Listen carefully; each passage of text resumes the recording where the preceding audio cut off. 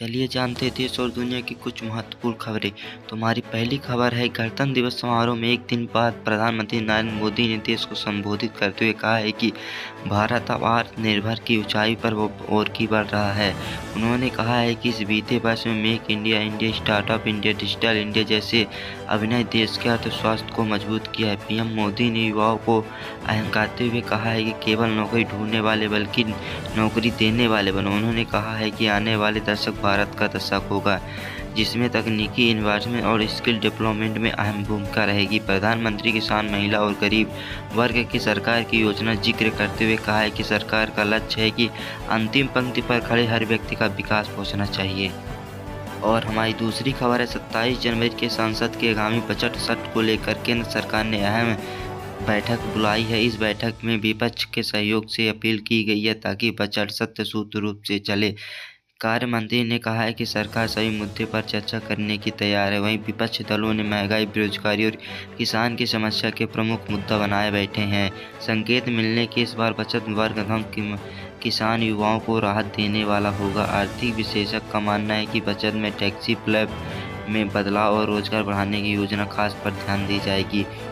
और हमारी अगली खबर है, जनवरी के आखिरी सप्ताह तक जारी आंकड़ों के अनुसार खुदाई महंगाई दर में हल्की गिरावट देखने को मिली। खाने पीने की चीज़ खासकर सब्जी और दाल की कीमत में कमी आने का जनता का थोड़ा राहत मिला है। सरकार का कहना है कि सप्लाई के ढेर सुधार भंडारण व्यवस्था होने के कारण यह राहत संभव हो पाई है।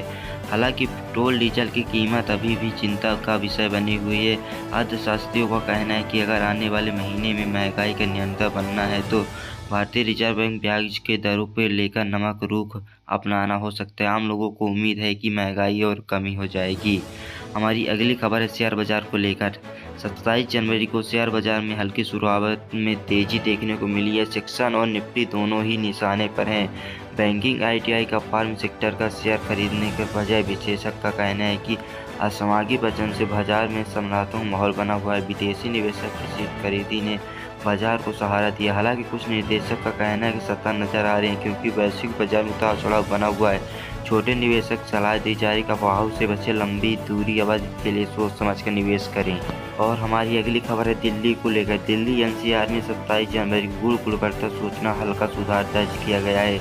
इलाकों में AIQ खराब के माध्यम से श्रेणी पहुंच चुका है। विशेषज्ञ का कहना है कि हवा की गति और प्रदूषण नियंत्रण उपयोग के कारण सुधार देखने को मिला। हालांकि स्वास्थ्य विशेषज्ञ ने चेतावनी दी है कि यह राहत स्थायी रूप से हो जाएगी।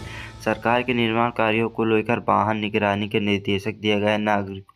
नगर पालिकाओं से अपील की गई सर्वेक्षक वाहन के अधिक इस्तेमाल और प्रदूषण फैलाने से सावधान बचे। इसके बाद हमारी अगली खबर है, सरकारी सूत्रों केंद्र के अनुसार युवाओं के लिए एक नई भर्ती स्किल निकलने वाली डेवलपमेंट योजना सरकार लाने की तैयारी में है। इस योजना का उद्देश्य सरकारी निजी दोनों क्षेत्र रोजगार अवसर प्रदान करने का बताया जा रहा है कि इस योजना में ट्रेनिंग के साथ साथ रोजगार की गारंटी भी विचार किया जा रहा है। युवाओं को खराब के लेकर काफी उत्साह है। विशेषज्ञ का मानना है कि यह योजना अभी तक लागू नहीं हुई तो बेरोजगार की समस्या काफी हद तक काबू में हो जाएगा ये योजना लागू हो जाता है तो। इसके बाद हमारी अगली खबर है, 27 जनवरी को किसान संगठन और भारत के बीच न्यूनतम समर्थन मूल्य यानी MSP को लेकर चर्चा तेज हो चुकी है। किसान संगठनों ने मांग की है MSP को कानूनी दर्जा दिया। वहीं सरकार ने कहा है किसानों की आय बढ़ाने के लिए कई योजनाओं पहले लागू कर दी है। किसी विशेषज्ञ का मानना है कि MSP पर स्थानीय समाधान निकालना जरूरी है ताकि किसान की फसल के उचित मूल्य मिल सके। इसके मुद्दे को आने वाले दिनों में बातचीत होने की संभावना है।